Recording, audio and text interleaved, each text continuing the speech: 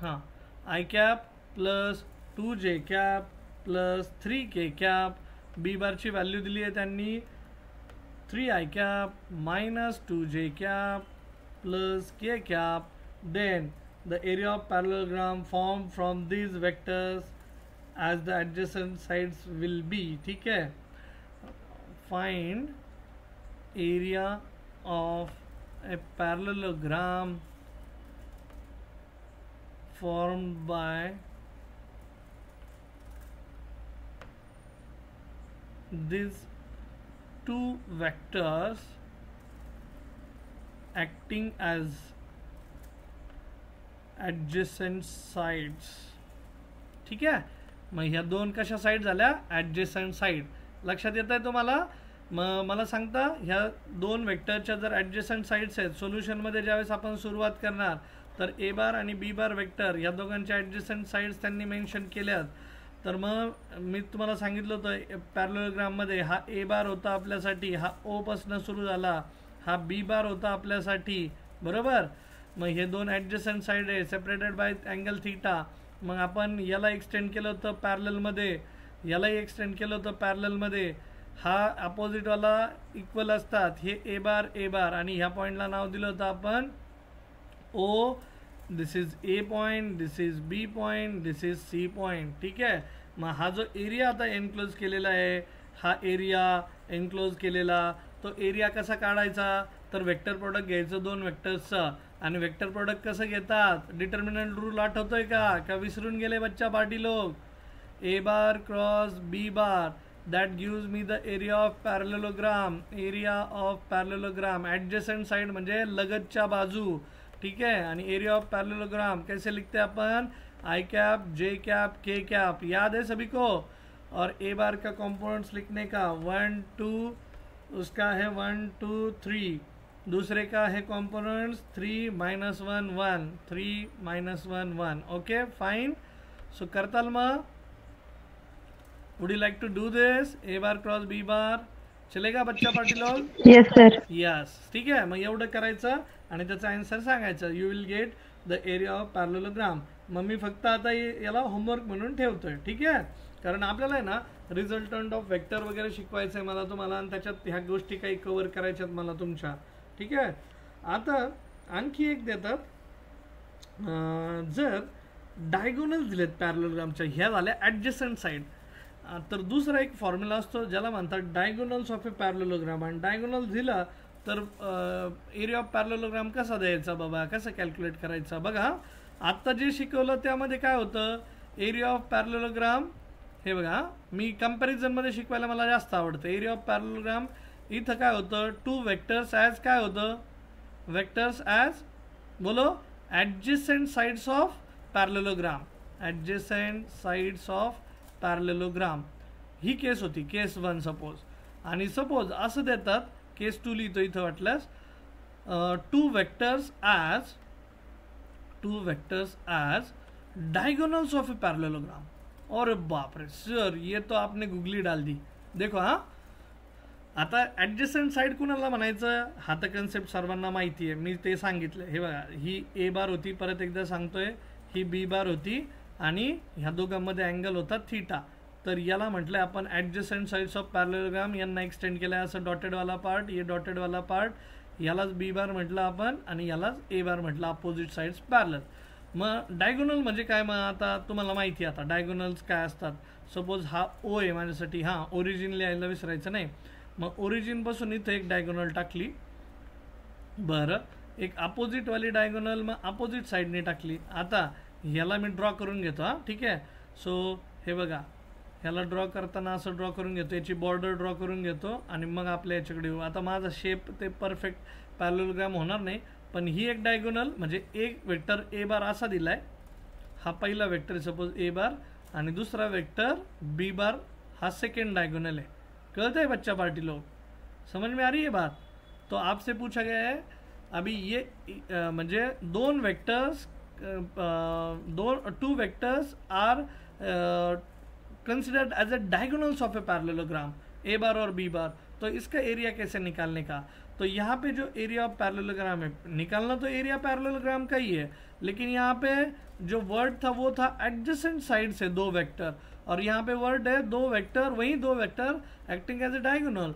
तो यहाँ पे फॉर्मूला आता है डायरेक्ट ए बार क्रॉस बी बार करने का, और यहाँ पे इन दिस केस जब वो डायगोनल्स बोल के लिखते हैं तो ऐसा लिखने का half of magnitude of A bar cross B bar. हाँ, ये याद रखो कि जो वैल्यू आने वाला है फायनल व्हॅल्यू उसका मॅग्निट्यूड लेने का भूलणं नाही हा, न्यूमेरिकल इक्वल टू मॅग्निट्यूड मगाशीच्या केसमध्ये पण बरं का, म्हणजे आपल्याला vector product of two vectors काय येत असतो आपला आय कॅप जे कॅप के कॅपच्या टर्म्समध्ये, पण त्याचं काय घ्यायचं रे बच्चा पार्टी लोग, मॅग्निट्यूड। ठीक है, वो मॅग्निट्यूड लेने को भूलने का नहीं, मॅग्निट्यूड म्हणजे एक सिंगल वैल्यू येईल मग आपल्याला। ओके, सो फाइनल वैल्यू जो आई कैप जे कैप के कैप आएगा उसका क्या लेने का, मैग्नीट्यूड। यहाँ पे भी देखो area of parallelogram A bar cross B बारचा मॅग्निट्यूड, यहाँ पे भी ए बार क्रॉस बी बारचा मॅग्निट्यूड, पण त्याला कितीने मल्टीप्लाई करायचं, हाफने। बच्चा पार्टी लोग समझ में आ रही है क्या बात? Hello, yes sir. हा, क्वेश्चन काय विचारलाय ते महत्वाचं आहे। मग आता इथं क्वेश्चन मध्ये काय होतं, पहिल्या क्वेश्चन मध्ये find area of parallelogram form by this two vectors acting as कौन से side, adjacent side. Adjacent side के लिए यही फॉर्म्युला बघा, नीट जेई आणि सीईटी साठी हे प्रश्न खूप महत्वाचा। तुम्हाला दोन वेक्टर काय म्हणून दिलेत, एडजेसेंट साइड्स म्हणून दिलेत की डायगोनल्स म्हणून दिलेत। डायगोनल जर म्हटलं तर त्याला हाफने मल्टिप्लाय करायला विसरायचं नाही। मग मी एक न्यूमेरिकल देतो इथं प्रॅक्टिससाठी। तर न्यूमेरिकल आहे, सपोज एक क्वेश्चन है the diagonals of parallelogram, the diagonals of a parallelogram are given by the vectors, are given by the vectors। पहला वेक्टर है 3i cap plus j cap plus 2k cap and i cap minus 3j cap plus 4k cap. Find the area of the parallelogram ऐसा पूछा है। येईल करता बच्चा party लोग कुठला फॉर्म्युला वापरताल, सांगा पटकन। वन हाफ वन हाफ नाही म्हणत जायचं बरं का, कधी पण हाफ म्हणत जायचं डायरेक्ट। ते वन हाफ म्हटलं ना मला ते असं वाटतं वन हाफ। ठीक आहे, सो 1 इंटू हाफ म्हणजे हे 3/2 येत असतं, तर always try to say half, simple half. Okay, half, no need to say it as one half. Okay, हाँ, so half into magnitude of A bar cross B bar. आई बात समझ में? फिर आप लोगों को इंटरेस्टिंग ना, इंटरेस्टिंग बच्चा पार्टी लोग, इंटरेस्टिंग ना। मग येईल करता करणार, फाइंड आउट, सोल्युशन काढणार। मी वाटल्यास आन्सर लिहून देतो इथं। ठीक आहे, फायनल आन्सर हिंट म्हणजे हिंट मी देणारच नाही, ते हिंटचा आन्सर व्हेरीफाय करण्यासाठी 8.655 स्क्वेअर युनिट्स एवढं उत्तर येत आहे। आता एरिया म्हटलं ना, एरियाचं युनिट हमेशा मीटर स्क्वेअर असतं बरं का, पण आता इथे वेक्टर्सला युनिटच दिलेलं नाही म्हणून असं स्क्वेअर युनिट्स लिहिलेलं आहे। तर तुम्ही त्याचा लोड नका घेऊ, तुम्ही फक्त व्हॅल्यू काढा। हां, वरची जी व्हॅल्यू होती ना ती पण व्हॅल्यू वाटल्यास तुम्हाला लिहून देतो, मग तुम्ही आन्सर काढा, व्हेरीफाय करत नाही तर तुम्ही म्हणताल सर आन्सर काय आलं तेच माहीत नव्हतं, बरोबर का चूक तेच कळलं नाही, सो मग मला ते द्यायला आवडेल। सो इथं 8√3 येतं आन्सर। सर तो जे कॅप -2 आहे, जे कॅप -2 वरती -1 लिहिलाय तुम्ही इथं का, हे इथं खाली का, हां इथं ना। हां, बरं, ठीक आहे। सो 3 -2 आणि +1। सो ह्याचं जे आन्सर येतं ना, इथं वाटल्यास प्रश्नामध्ये लिहून ठेवतो हिंट म्हणून आन्सर। तर हिंट दिलेली आहे मी आता, तर याचं आन्सर येतं 8√3, 8 मल्टीप्लाइड बाय √3 स्क्वेअर युनिट्स इतना। ठीक आहे, कर पाओगे फिर फाइंड आउट, तर तेवढं करा। बरं, आज मी जे शिकवणार आहे आता तुम्हाला बच्चा पार्टी, ते खूप महत्त्वाचं आहे, कारण सगळे वेक्टरचे न्यूमेरिकल्स आता त्याच्यावर चालतात आणि त्याला म्हणतात parallelogram law of vector addition. मग मी आज त्या पार्टकडे येणार आहे जो पॅरलोग्राम लॉ ऑफ फॅक्टर ॲडिशनसाठी ॲप्लिकेबल आहे. मग आणि उद्या पण मी काही त्याचे न्यूमेरिकल्स कवर करेल. कालही एक एक्झाम्पल आलं होतं तुम्हाला जर आठवत असेल तर, की जिथं आपल्याला असं विचारण्यात आलं होतं की दोन वेक्टर एकमेकांना पॅरलल आहेत किंवा सेम डायरेक्शनमध्ये, तर एखाद्या वेक्टरची व्हॅल्यू फाइंड आउट करा. तर तो एक पार्ट मी इथं फक्त कवर करेल आणि मग जाता आणि तेवढं आपण डेरिवेशन करू. जर असं दिलेलं असेल, गिवन असं दिलं आहे, पी बारची व्हॅल्यू दिली आहे 4i मायनस जे कॅप प्लस 8k कॅप, आणि क्यू बारची व्हॅल्यू दिली आहे suppose 2i minus mj cap plus 4k cap. तर आपल्याला फाइंड आउट करायला सांगतात टू फाइंड ची व्हॅल्यू काय असेल, ह्या स्मॉल ची व्हॅल्यू काय असेल, असा जर प्रश्न असेल त्यांचा. तर आणि to find if P bar and Q bar are parallel to each other. आता बघा ट्विस्ट दिली त्यांनी एक. आता हे पॅरलल लाईनचा कन्सेप्ट आहे. हे जर परपेंडिक्युलर असतं नाही, तर हे पॅरललच्या ऐवजी सॉरी बाबा, हे त्याला समजत नाही सर्कल केलं की त्याला वाटतं डिलीट करायचं आहे. हां, पॅरललच्या ऐवजी जर परपेंडिक्युलर असतं ना, तर मी आपला फॉर्म्युला वापरला असता. काय? P bar dot Q bar is equals to magnitude of P into magnitude of Q into cos theta. आणि परपेंडिक्युलर म्हटलं तर थिटाची व्हॅल्यू असते 90 डिग्री. बरोबर? थिटाची व्हॅल्यू काय घेणार तुम्ही? 90 डिग्री. आणि कॉस 90ची व्हॅल्यू काय असते? 0. सो हे पी डॉट क्यू बार हे डायरेक्ट 0 बनून जातं. मग इथं पी बार डॉट क्यू बार हे लय सोपं बनतं. डायरेक्ट तुम्ही काय करू शकता, स्केलर प्रॉडक्ट घेऊ शकता.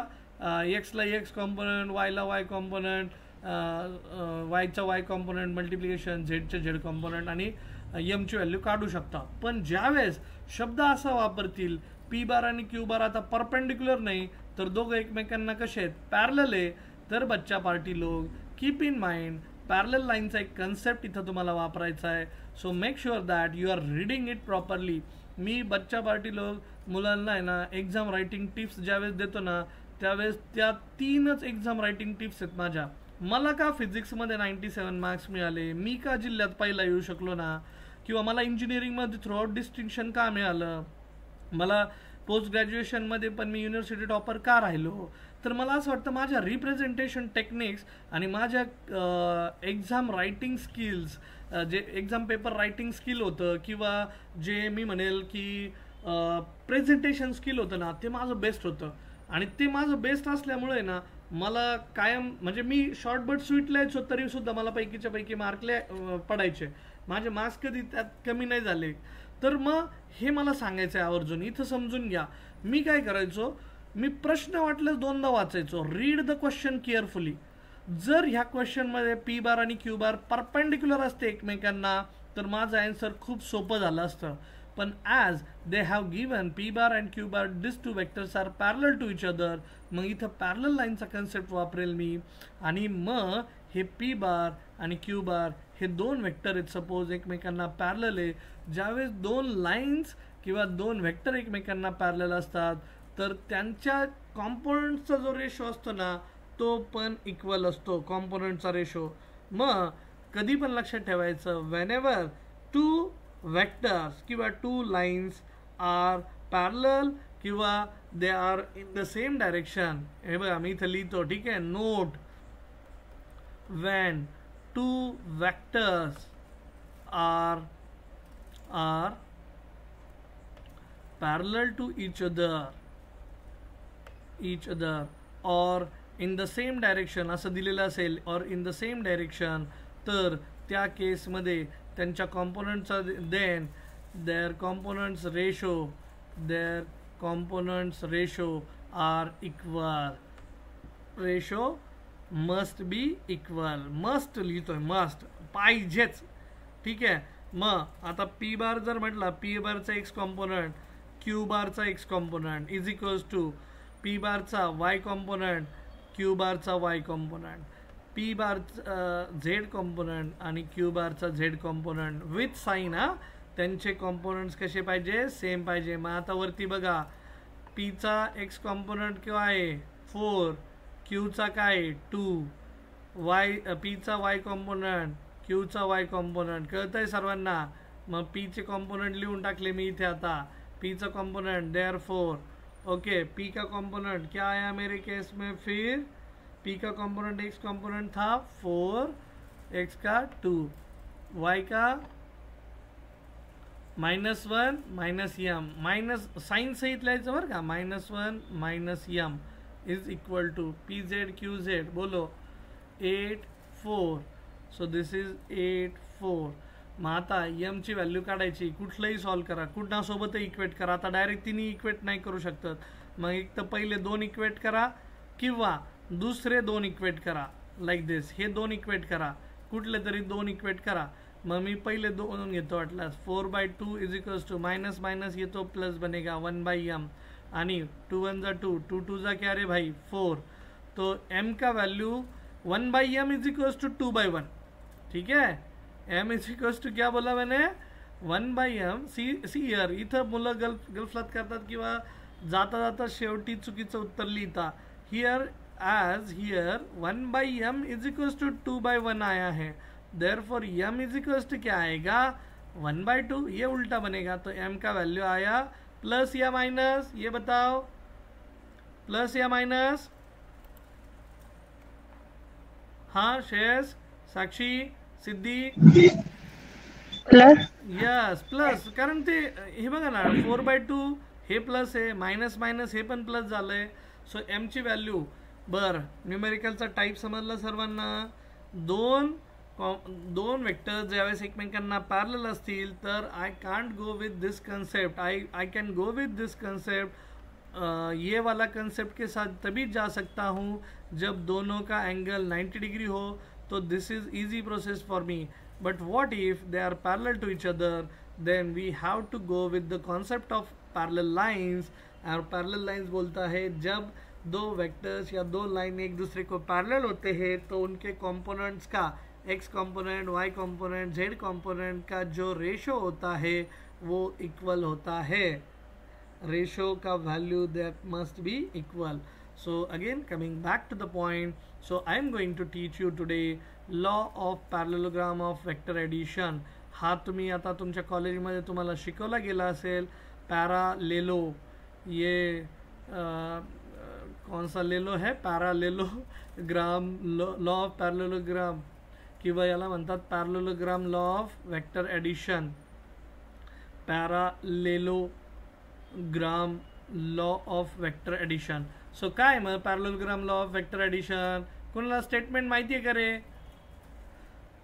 कुणाला स्टेटमेंट माहिती आहे का, स्टेटमेंट कोई बताएगा मेरे को स्टेटमेंट. कारण मी आन्सर लिहिता ना काय मी असं करतो की स्टेटमेंट लिहायचं, मग इक्वेशन लिहायचं, मग इक्वेशन लिहायचं. हे बघा मगाशी सारखंच. If two vectors are represented by the adjacent sides of a parallelogram. ठीक आहे, दोन वेक्टरमध्ये अँगल असेल theta. If two vectors are represented by the adjacent sides of a parallelogram, then their resultant vector is represented by the diagonal of a parallelogram. आता resultant vector म्हणजे काय बाबा हो. मी बघा वरती लिहिलंय वेक्टर ॲडिशन. वेक्टर काय लिहिलं, ॲडिशन. बच्चा पार्टी सिंपल जर सांगायचं म्हटलं तर हे बघा लॉजिक सांगतो बरं का, आणि मग कन्सेप्ट समजला तर माझ्यासाठी टाळ्या वाजवायच्या. नीट इकडे बघा. सपोज आता हे एक ट्रायंगल आहे, ह्या ट्रायंगलची ही साईड आहे 3 मीटर आणि हाय दुसरी साईड आहे त्याची 4 मीटर. तुम्हाला सांगितलं तिसरी साईड काढा. मग तिसरी साईड काढायची म्हटल्यानंतर तुम्ही काय करणार, तुम्ही विचारणार सर या दोघांमध्ये अँगल किती आहे. मी सांगितलं 90 डिग्री आहे. आता हा एक ट्रायंगल आहे, मी सांगितलं या ट्रायंगलच्या साईडला मी नाव दिलं AB आणि हा सी. तर ए बीची लेंथ आहे 3 मीटर, बी सीची आहे 4 मीटर. मी तुम्हाला सांगितलं ट्रायंगलची थर्ड साइड फाइंड आउट करा. Find third side of triangle. Can you do that बच्चा पार्टी लोग बताओ. Yes sir. कर पाओगे, कैसे करोगे, क्या लिखोगे आप formula. By using Pythagoras theorem. That's it, Pythagoras theorem. Pythagoras theorem वापरला की आपल्याला आन्सर मिळून जाईल. मग तसंच समजून घ्या. आता इथं हे डायरेक्ट स्केलर व्हॅल्यू होत्या 3 मीटर 4 मीटर. पण वेक्टरच्या बाबतीत तसं नाही ना. वेक्टरच्या बाबतीत मॅग्निट्यूड पण आहे, डायरेक्शन पण आहे.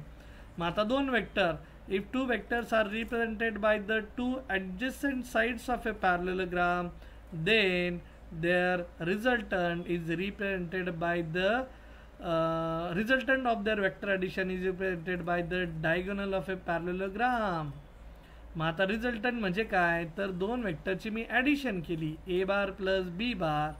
हे बघा, ए बार प्लस बी बार ह्या दोघांची ॲडिशन करून नवीन तिसरा वेक्टर आला आर बार नावाचा. आणि जर हे दोन वेक्टर ॲडजसंट साईड्स असतील वेक्टरचे, तर त्यांचा जो नवीन ॲडिशन केल्यानंतर त्यांच्यापासून जो नवीन तिसरा वेक्टर तयार होणार आहे तो डायगोनल असेल त्या पॅरलेलोग्रामची. कळलं? लॉ समजला, स्टेटमेंट समजलं.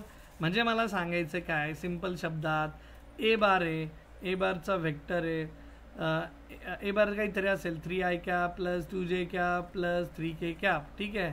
आणि याच्यासोबत तुम्ही बी बार ॲड केला, ठीक आहे. बी बार आहे suppose -2i cap minus 1j cap minus 2k cap. ह्या दोघांची ॲडिशन केल्यानंतर काय येईल रे, नवीन तिसरा वेक्टर येईल. बरोबर का बच्चा पाटील लोक? एवढं तर मान्य. ए बार प्लस बी बार ह्या दोघांची ॲडिशन केली आणि किती येईल ती, सपोज हा आला 1i कॅप, हा आला प्लस 1j कॅप, हा आला प्लस 1k कॅप. मग हा जो तिसरा नवीन वेक्टर आलाय ना, याला त्यांनी म्हटलंय रिझल्टंट वेक्टर आर बार. काय म्हटलंय? Resultant vector. रिझल्टंट वेक्टर कुठून आला, कुठून पैदा झाला, कधी पैदा झाला, तर this resultant vector has been produced because of the addition of two vector, because we have added two vectors. So resultant vector हा कुठून तयार झाला, by addition of two vectors. मग हे जर दोन वेक्टर्स, जे दोन वेक्टर आपण ॲड करतोय ना, हे दोन वेक्टर्स जर ॲडजसंट साईड्स असतील पॅरलेलोग्रामचे, तर त्यांच्यापासून जो तिसरा वेक्टर तयार होणार आहे ॲडिशन झाल्यानंतर, तो डायगोनल असेल त्या पॅरलेलोग्रामची. एवढंच मला सोपं सांगायचं आहे. मग हा जो रिझल्टंट वेक्टर तयार होणार आहे, त्या रिझल्टंट वेक्टरची तुम्हाला मॅग्निट्यूड काढायचं आणि डायरेक्शन काढायचं. आता मॅग्निट्यूड कसं घेतो रे एखाद्या वेक्टरचं, ह्या आर बारचं मॅग्निट्यूड कसं घेणार सांगा बरं. मग आर बार आलाय सपोज, हे magnitude of R bar. R bar काय माहिती आहे आता तुम्हाला, 1i cap 1j cap plus 1k cap. त्याचं मॅग्निट्यूड घ्यायचं म्हटल्यावर एक्स कॉम्पोनंटचा स्क्वेअर, वाय कॉम्पोनंटचा स्क्वेअर, झेड कॉम्पोनंटचा स्क्वेअर. सो रूट ऑफ 1 + 1 + 1 क्या बन गया, तीनों का बन के रूट ऑफ क्या बन गया 3. So this is resultant. That's it. हे झालं मॅग्निट्यूड. अरे कळतंय का बच्चा पार्टी लोक? सो हे मॅग्निट्यूड झालं. मग ते म्हणतात, हे पॅरलेलोग्राम लॉमध्ये स्टेटमेंट जर सांगायचं म्हटलं तर मी तुम्हाला हेडिंग जे लिहून दिलं आहे, parallelogram law of vector addition, पॅरालेलो. क्या ले लो? पॅरालेलो. ठीक है, जोर से बोलो. क्या बोलो? Parallelogram law of vector addition. Sorry लय पांचट होता, हां पण सुचला म्हणून मारला. Okay, parallelogram law of vector addition. काय शिकता शिकता काहीतरी पंचटगिरी आम्हालाही करावं लागते, कारण रोज रोज तेच शिकवायचे, त्याच पद्धतीने शिकवायचे, किंवा प्रत्येक वेळेस काही ना काही वेगळी पद्धत घेऊन यावे लागते जेणेकरून विद्यार्थ्यांना ते इंटरेस्टिंग वाटेल. So parallelogram law of vector addition, त्याचं स्टेटमेंट मला सांगायचं आहे. इफ टू वेक्टर्स, चलो बोलो मेरे साथ बोलो, सभी ने बोलने का है. ऑन करो, चलो माइक्रोफोन ऑन करो. If two vectors are represented by, बोलो चलो जल्दी. If two vectors are represented by adjacent sides of a parallelogram. Adjacent sides of a parallelogram. Adjacent sides of a parallelogram. Then their resultant of vector addition. Resultant vector of vector addition. Addition D रह गया. Addition is represented by. If two vectors are represented by adjacent sides of a parallelogram, then their resultant vector of vector addition is represented by the diagonal of a parallelogram. चलो बोलो सभी लोग मेरे साथ, बोला पटकन. चला, if two vectors, सगळ्यांनी मायक्रोफोन ऑन करायचं. चला पटकन, नाही तर झोपता तुम्ही. If two vectors are represented by are represented by adjacent sides of a parallelogram. adjacent sides of a parallelogram. Then their resultant vector then their resultant vector of vector addition is represented by then their of result vector addition is represented by the diagonal of a parallelogram. Okay, diagonal of a parallelogram. Statement पाठ करा, काय हरकत नाही, तुमची मर्जी. ठीक आहे, मी समजून घेतलंय, त्याच्यामुळे मी कधीही ते लिहू शकतो झोपेतून उठलो तरी. पण आता त्याचं कन्स्ट्रक्शन समजून घ्या. मग कन्स्ट्रक्शनमध्ये तुम्हाला काय समजून सांगितलंय, आपल्याला हे डेरिवेशन करताना आहे ना त्याचं कन्स्ट्रक्शन समजून घ्यावं लागतं. तर मग मी तुम्हाला सांगितलं 2 वेक्टर आहे. हा एक वेक्टर घेतला ए बार, दुसरा वेक्टर घेतला बी बार. ठीक आहे, थोडासा मी तुमचा वेळ घेतोय जास्त. आज कन्स्ट्रक्शन कंप्लीट करू. हां, ए बार बी बार आणि दे आर सेपरेटेड बाय, मी तुम्हाला सांगितलं they are separated bye angle theta. मग काय करायचं, ह्या पॉईंटला नाव द्यायचं ओ, ह्या एंड पॉईंटला नाव दिलं ए, ह्या पॉईंटला दिलं ओ, ह्या एंड पॉईंटला नाव दिलं बी. मग ओ ए ही जी साईड आहे ती ए बारने रिप्रेझेंट केली आणि ए बारचं मॅग्निट्यूड काय असतं रे, ए. बी बार ही वेक्टरची साईड ओ बी साईडने रिप्रेझेंट केली आणि त्याचं मॅग्निट्यूड असतं बी. बर, आता परत ह्या ओ एलाच उचलायचं पॅरललमध्ये आणि याला इथं कॉपी करायचं. ठीक आहे, कळतंय तुम्हाला. जेवढी इथं लेंथ आहे ना ओ टू एची, तेवढीच इथं लेंथ दिसली पाहिजे बरं का. मनाने करायचं नाही कारभार. जेवढी ओ टू बीची लेंथ आहे ना तेवढीच लेंथ इथं तिरकी दिसली पाहिजे बरं का. ठीक आहे, हां. म्हणजे मग मी याला ए टू सीला बी बार म्हणू शकेल आणि ह्या बी टू सीला काय म्हणू शकेल, ए बार, मग अशी दाखवल्याप्रमाणे. मग आता इथून काय करायचं, कन्स्ट्रक्शन समजून घ्या. ह्या सी पासून आहे ना एक परपेंडिक्युलर टाकायचा असा सरळ सरळ रेषेत आणि ह्या ओ एला आहे ना एक्सटेंड करायचं. जिथं एक्सटेंड होतंय ना ह्या पॉइंटला नाव देऊन टाकायचं डी. क्या नाम दिया, डी. अभी मुझे बोलो ओ बी और ए सी एक दूसरे को पैरेलल लाइन से, अगर ये एंगल थीटा है तो ये एंगल भी कितना होगा, थीटा ही होगा. क्यों, करस्पॉन्डिंग एंगल प्रॉपर्टी. ठीक है, बिकॉज मुझे प्रूव करना है कि दोनों का वेक्टर एडिशन बना के मैं जाने वाला हूँ आर बार की तरफ. ठीक है बच्चा पार्टी लोग, यहाँ तक चीज़ें क्लियर. तो आर बार मला वेगळ्या लाईनने रिप्रेझेंट करू द्या. मग ह्या पॅरलोलोग्रामची, पॅरलोलोग्राम कोण आहे आधी मला ते सांगा, कोण आहे पॅरलोलोग्राम. तर त्याचं नाव सांगा, ओ ए सी बी. हां, ओ डी नाही बरं का बाबा. आणि ट्रायंगल इथं, आता हा राईट अँगल ट्रायंगल इथं परपेंडिक्युलर टाकल्यामुळे कोण आहे ट्रायंगल, ए डी सी. हा राईट अँगल ट्रायंगल आहे. ठीक आहे, आणि पॅरलोलोग्राम हा आहे. ह्या पॅरलोलोग्रामचे मग ही असेल डायगोनल. ठीक आहे, डायगोनल. आणि ह्या डायगोनलला आपण नाव काय देणार आहे बाबा, ये आर बार. आर बार है ये डायगोनल ने ये हॉरिजॉन्टल के साथ जो एंगल बनाने वाला है ना भाई लोग, वो है अल्फा. क्या है वो एंगल, अल्फा. तो अपन को क्या फाइंड आउट करना है, तो पहला टास्क है अपन का, टास्क क्या है, क्या फाइंड आउट करना है, ये क्यों कर रहे भाई अब अपन.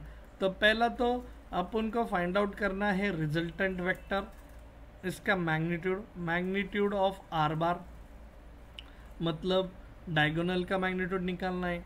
दूसरा अपन को फाइंड आउट करना है डायरेक्शन ऑफ आर बार, ये जो रिजल्टेंट आया ना उसका डायरेक्शन. सो आर बार को क्या बोलने का, हेन्स फोर्थ इथून पुढे आर बार म्हटलं की काय म्हणायचं आर बारला, सांगा रे बच्चा पार्टी लोग, रिजल्टेंट वेक्टर बोलने का. इसको क्या बोलने का, रिजल्टेंट वेक्टर. तो रिजल्टेंट वेक्टर कैसे पैदा होता है, दोन वेक्टरची ॲडिशन केली जो रिझल्ट निर्माण होईल, रिझल्ट. ठीक आहे, मग आपण म्हणतो ना रिझल्ट काय आला, रिझल्ट म्हणजे काहीतरी प्रोसेस केली, प्रोसेस झाल्यानंतर जे जनरेट झाले ते रिझल्ट. ठीक है, सो ये वेक्टर एडिशन कर रहा हूँ और उससे रिजल्ट क्या जनरेट हुआ, ऐसा मैं पूछ रहा हूँ. ठीक है, सो कंस्ट्रक्शन समझ में आया सभी को. ए बार एंड बी बार कौन है, adjacent sides of two parallelogram. A bar and B bar are separated by angle theta. मैंने क्या किया, तो OA को एक पैरेलल दूसरा लाइन बनाया BC, OB को एक पैरेलल दूसरा लाइन बनाया AC।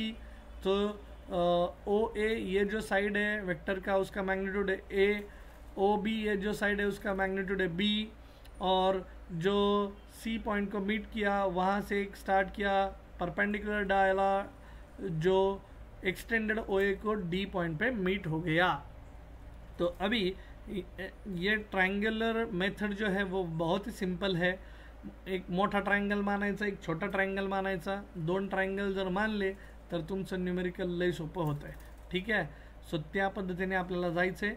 मग उद्याच्या सेशनमध्ये ते घेऊ, कारण आज तर ते लगेच कंप्लीट होणार नाही, it takes time, lot of time. मग तेवढं डेरिवेशन मी कंप्लीट करेल, पण आज जे शिकलो आहे की लॉ ऑफ पॅरलेलोग्राम, त्यानंतर दोन वेक्टर जर पॅरलल असतील तर लॉ ऑफ पॅरलेलोग्राम वेक्टर ॲडिशनमध्ये वेक्टर ॲडिशनच्या पूर्वी मी दोन वेक्टर्सचं जर वेक्टर प्रोडक्ट घेतलं तर that is equal to the cross product और vector product of two vectors हे शिकवलं। मग ते प्रूव्ह पण करून दाखवलं, ते प्रूफ घेतलं, आणि त्याच्यानंतर मी तुम्हाला दोन केसेस शिकवल्या। दोन केसेस खूप महत्त्वाच्या होत्या, तुमच्या समोर आहे स्क्रीनवर। बच्चा पार्टी लोग बताओ मेरे को क्या थे वो दो केसेस बताओ मेरे को क्या थे। पहला तो था two vectors are represented by adjacent sides of parallelogram, या फिर two vectors are represented by diagonals of a parallelogram, बराबर। तो अपन के केस में दोनों केस मैंने आपको एज ए होमवर्क के लिए दिए हैं, उनके आंसर सॉल्व करो, मुझे बताओ।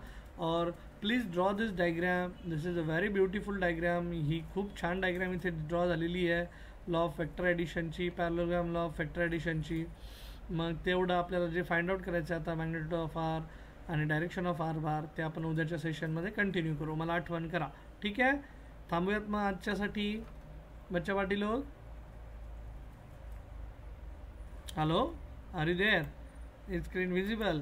Yes sir. Yeah okay then, चलो गुड नाइट। फिर ये डेरिवेशन थोड़ा लंबा था तो दॅट्स वाय मी आता ट्रंकेट करतोय, कारण तुम्हाला माहिती आहे आता I need to go at my home, दूर आहे इथून। आणि कसं आहे आता ते नवरात्र चालू आहे, बायकोने सगळं ते धुणे भांडी काढली आहे, वाघ सरांनाही मदत करावं लागते, समजून घ्या। आता वाघ सर नावाचे वाघ आहेत, घरी गेल्यानंतर शेळी बनून जातात, आता काय कुणाला सांगायचं आता ही व्यथा आमची, बरोबर आहे की नाही साक्षी? ठीक आहे प्रेम, चलो सिद्धी, श्रेयस, भेटूयात मग, चलो बाय बाय, गुड नाईट।